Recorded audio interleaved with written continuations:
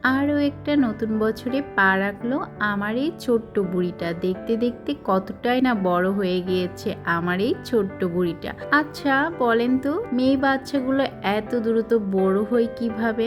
আমার কাছে তো মনে হয় এখনো সেই ছোট্ট একটা বেবি। তো আজ আমার এই ছোট্ট মেয়েটার জন্মদিন, আর এই জন্মদিনে সবাই কিন্তু ওর জন্য আপনারা অনেক অনেক আশীর্বাদ করবেন। তো জন্মদিন নিয়ে আমার বুড়ি সবসময় অনেক বেশি এক্সাইটেড, তাই একটু ছোট্ট করে সেলিব্রেশন করলাম।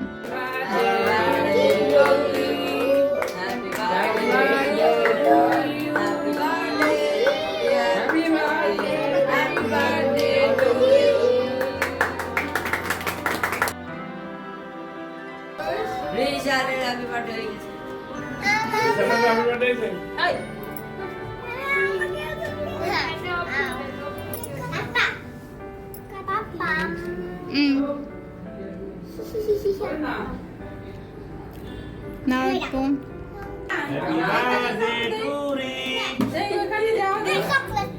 আমার বুড়িটা প্রথম বছর থেকেই তার বার্থডে নিয়ে অনেক বেশি এক্সাইটেড এবং মনের ভেতরে অনেক জল্পনা কল্পনা এঁকে রেখেছে, এভাবে করব ওভাবে করব।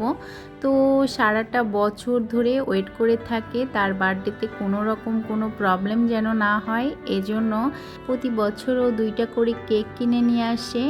একটা ও কাটবে আর অন্য কেকটা ওর ভাই কাটবে, বা অন্য যত পিচ্চি আছে সবাই মিলে কাটবে। কারণ কোনো একটা বার্থডেতে এত বেশি দুষ্টুমি করে নীল কেকটা নষ্ট করে ফেলেছিল, যে জন্য প্রিয়ন্তী এখন ভয়ে থাকে ওর বার্থডেটা জানি নষ্ট না হয়। আর সে কারণে ও প্রতিবার 2টা করেই কেক কিনে নিয়ে আসে। তো এই তো ও কেক কাটলো ওর ফ্রেন্ড আর ওর মিচের সাথে। তারপরে আমরা সবাই একে একে একটু কেক খাইয়ে দিচ্ছিলাম। তো প্রথমে ওর বাবা খাইয়ে দিচ্ছে, আর এই তো আমিও চলে আসছি ওকে খাইয়ে দিব। এরপর ওকে সবাই একটু একটু করে কেক খাইয়ে দিয়েছিল। আর প্রিয়ন্তী সবসময় বার্থডে নিয়ে অনেক বেশি এক্সাইটেড, এটা আমাদের ফ্যামিলির সবাই জানে। এই জন্য সবাই চেষ্টা করে ওর বার্থডেটা সুন্দরভাবে প্রেজেন্টেশন করার জন্য। কিন্তু এবার আমরা দেওয়ালে কিছুই লাগাইতে পারি নাই, কারণ রিসেন্টলি আমরা দেওয়ালটা কালার করছি। তো কালারের ওইখানে যদি আমরা স্টিকার লাগাই কালারটা নষ্ট হয়ে যাবে।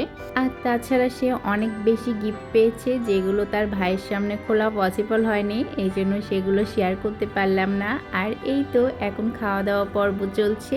তো এই ছিল আমাদের বার্থডে ব্লগ। ভালো লাগলে লাইক কমেন্ট শেয়ার দিবেন, আর আমার বুড়ির জন্য অবশ্যই আশীর্বাদ করবেন।